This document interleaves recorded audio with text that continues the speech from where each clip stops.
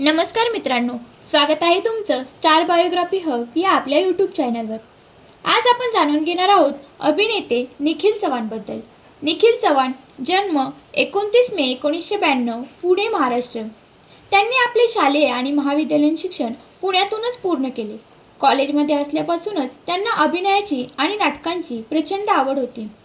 मराठी मनोरंजन विश्वातील एक चॉकलेट बॉय आणि तितकाच दर्जेदार अभिनय करणारा अभिनेता म्हणून ते ओळखले जातात।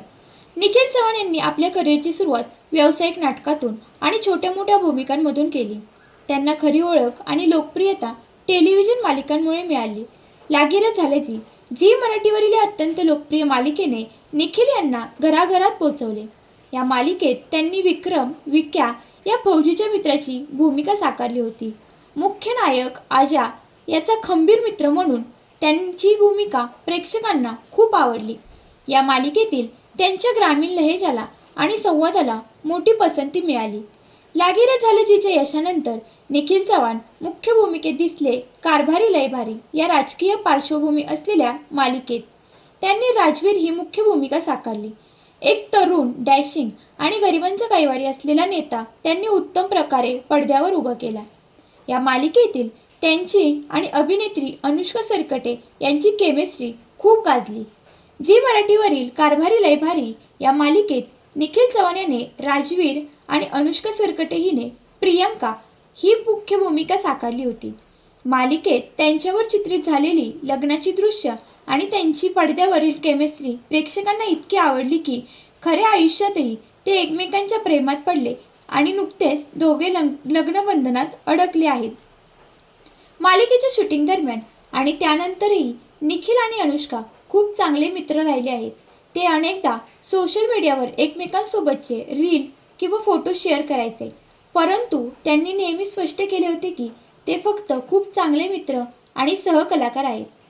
मालिकेशिवाय निखिल यांनी मराठी चित्रपटांमध्येही काम केले आहे। अटलांटिका या प्रायोगिक नाटकातील त्यांच्या कामाचे कौतुक झाले होते। याशिवाय त्यांनी काही गाजवलेल्या वेब सिरीज आणि अल्बम्समध्येही काम केले आहे। स्त्रीलिंग पुल्लिंग या वेब सिरीजमधील त्यांची भूमिकाही चर्चेत राहिली होती।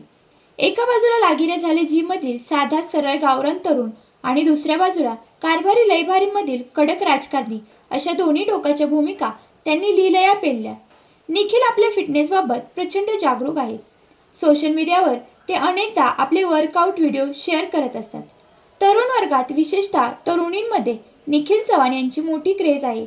इंस्टाग्रामवर त्यांचे लाखो फॉलोअर्स आहेत, जिथे ते आपले फोटो आणि आगामी प्रोजेक्ट्सबद्दल अपडेट शेअर करत असतात। थोडक्यात सांगायचे तर आपल्या कष्टाच्या आणि अभिनयाच्या जोरावर निखिल चव्हाण यांनी खूप कमी वेळात मराठी इंडस्ट्रीत स्वतःचे एक वेगळे स्थान निर्माण केले आहे।